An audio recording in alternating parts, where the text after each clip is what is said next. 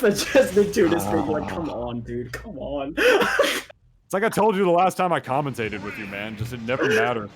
It's always just it's always just the character you least expect. Every time. Well, we got Bowser, we got Shulk, Final Destination's the first stage. Let's just get into it, Turtle. Yeah, let's get into it, indeed. Jeez, DonkeyKongBilliam. I don't want to call him that, but yes, what else are you gonna call him? I don't know how Billiam tags, man. They're just like Team Fortress players, man. They just have the best and most random tags. It's so good. It's so good.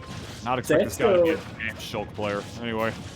Yeah, I mean, Sansko doing a really good job of getting the damage on really, really early, but this is something that Shulk excels at. It's just saying, hey, look, I got the purple grape soda flavor, and now you're at 112. That's how it goes, my friend Big. Oh, but the slash! Oh, but it's Bowser, though, not gonna kill. That was just damn near any other character that would have killed, but not against the heaviest one in the game, Turtle. I mean, Bowser is the heaviest heavyweight for a reason. This character has been foreboding, hangs on to these stocks forever, which makes one mix-up just so hard to deal with, but when you have the range of Shulk and you've got the kill potential of Smash, sometimes you just gotta throw out fair, and then you're fine. Yeah, when you're simultaneously the fastest and the, you know, the strongest and the most, like, damage-inducing character in the game with, like, the highest jump on top of that, your character, if you're fighting a big one like Bowser, you might just be able to adapt to the situation, and not even just because of your own adaptation, just because you might have that right Monado out at the right time, but hey, just like in this situation, Buster Wolf out, which means there's going to not only be less knockback, but the increased damage as well. So against a character like Bowser, that's going to set up for some insane strings, Turtle.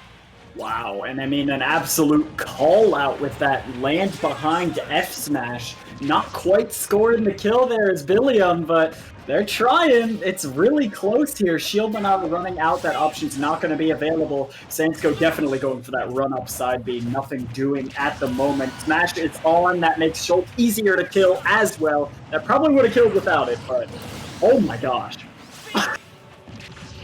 I keep forgetting how big that scoop is, man. Definitely a Haagen-Dazs for sure. Scoops from a mile away, 1 or 2, depending on how much you want. 42% on DonkeyKongBilliam right now, and I gotta say, this has been a real slobber knocker so far, Turtle Hands. I mean, when we saw like the end of Billiam's last stock right there because of the very tipper last hit of Bowser's forward air. You know, when it ends sort of behind him, and the back air is going to do it right there, just whipping that out, and it's going to be able to kill Shulk from the other side of the level. Not able to react to that in time to get that shield Monado out at the very least, which probably would have saved his bacon. But hey, it's only game 1. Still got a mountain to climb if he wants to take this set.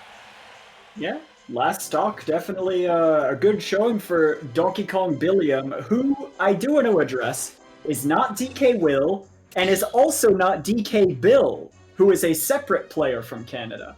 This is DonkeyKongBilliam, an entirely separate entity from both of those players.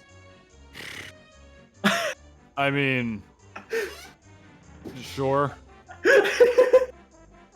I'm sure it derives from somewhere. I mean, maybe paying homage to the great poet William Shakespeare.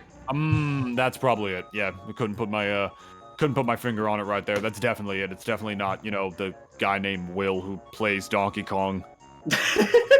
On top of that, I don't know why I was thinking that at the beginning. Shakespeare would have been a Donkey Kong man. You think? Yeah, I don't know. Just some elegance, some simple elegance, and just being able to do the same thing over and over again. Kind of like iambic pentameter, if you know anything about Shakespeare. You know, I want to disagree with that, but I feel like I'd be wrong if I did. Like, I feel like Shakespeare would be mad offended, but you just actually, you know, you just quoted him, so like I'm not gonna fight with that. You just actually like, I didn't even remember the piece you just said. Never heard of that. So I'm definitely can't even argue with this on that front. So sure, William Shakespeare would be a DK main. Yeah, me and him were good pals back in the day. So. Oh yeah, you were chill. Yeah, we were chill. What? Oh gosh, so moving on here, I mean, Sansko still doing a great job at the start here. Buster can always change the tide with a simple down throw and then instant hitting your moves. No! Oh, nice. Like, that's what I mean. Sansko has been getting these leads very well this first stock, but Shulk does not care. He doesn't care. You know, that was a little risky, too, because, I mean, that back air is going to take the stock. That up smash was a little risky on top of that, because obviously he, you know, he went for that ledge get up read, neutral get up, where with the up smash because he had Smash Monado out, but he was not at a low percent. He was at about 109. So with Smash Monado out, increasing that on his front against a Bowser, if he whipped that, that would have been a back throw off the level and it would have potentially killed. But I mean, then again, you know, some people say that as that forward smash does take the stock. Some people say Shulk cheats and that he's able to switch Monados while being grabbed. So perhaps DonkeyKongBilliam knew something that we didn't there, and this situation was safer than it appeared. Yeah, no one really knows the mysteries of Shulk. And even people who've played through every single Xenoblade are just guessing, I swear. Oh gosh! I mean, this forward smash has been doing so much damage. Putting him in that situation, easy smash, forward air. Even if you tech that, what's going to happen? You're going to get hit by air slash. I think that's why he went for it. Sheesh, man. I mean, like Sansko was a little bit greedy landing with the down air on that second stock, which allowed Billiam to get that extension with the forward smash and get a huge lead rather than just a small one. And then, like, the callouts just kept continuing from there. This is a Shulk player that you gotta be scared of. Very clearly, yeah. Like, DonkeyKongBilliam's given us a pretty great reason to be scared of them, whipping out these Monados at just all the right time. I'm not even going to call out this option without whipping out this Smash Monado first. I know the risks. Yeah. I know the measures. I know I'll be able to switch out of it in time if you know, God forbid I happen to whiff it or something. And now we are back on Sansko's counter pick, Town and City. They're living a little bit longer off the top, maybe not as long off the sides, but definitely got a lot more room to work with than small battle. Room that Shulk can take advantage of with jump and speed, so could be a little tricky. We're seeing another strong start from Sansko here, but we both know that that doesn't last.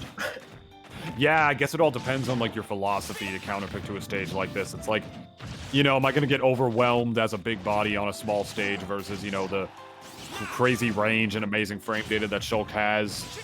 Or will none of that matter because he'll just have, like, jump and speed Monado on a stage like this? And if you ask me, I mean, I think, you know, jump and speed Monado is, like, a very, you know, specific, a very specific mode for a character like Shulk. So at the very least, like, your character is heavy as Bowser, right?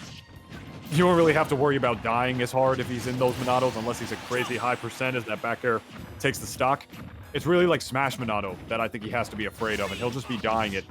Percents that, at the very least, how do I put this? That a Bowser main would be very surprised to die at. But I mean, Shulk is just that kind of character.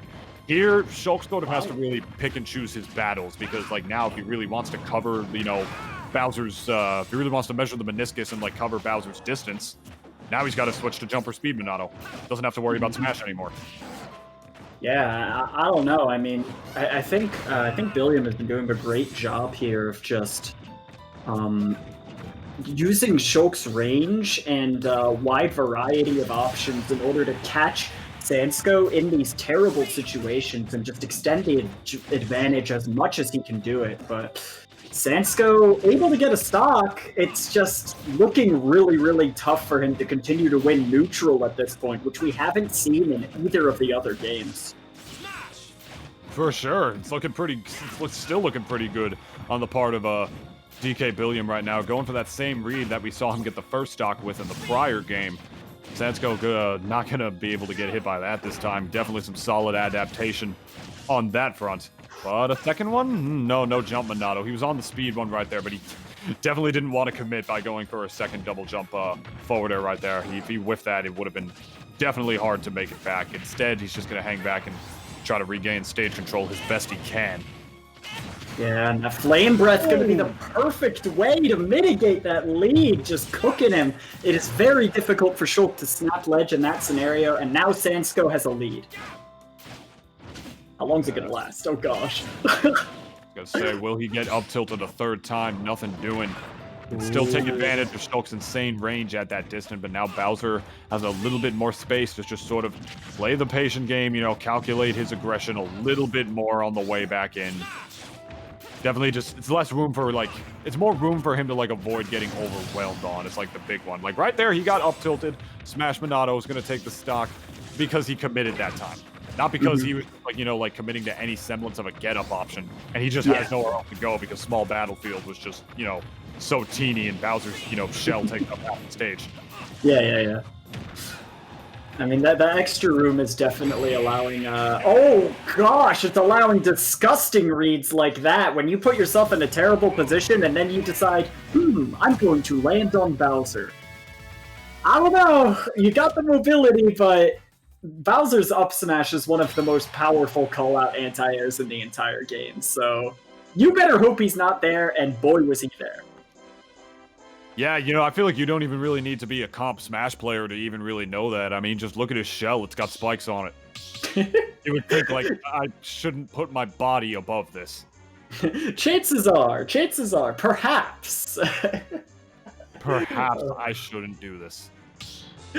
Yeah, I don't know. I mean, maybe if you've got those special steel-toed boots or something, you can think about it, but I don't know. Bowser's a big boy. You don't want to deal with that, and Shulk is definitely not wearing any shoes, so, oh no! There are little tiny shoes. I didn't know. I never noticed that. Huh. I mean, you know, Shawshank Redemption always says it best. I mean, how often do you look at another man's shoes? True. Oh my gosh, what a reference. What a reference. Speaking of references, I'm surprised that Sansko didn't reference game number 2 and decided to ban this stage. Apparently, he's just much more comfortable with it this time around. Maybe perhaps he didn't think that's really the prime reason that he lost, as he got a forward tilt, already taken the stock, but the damage, dude, the damage, Turtle.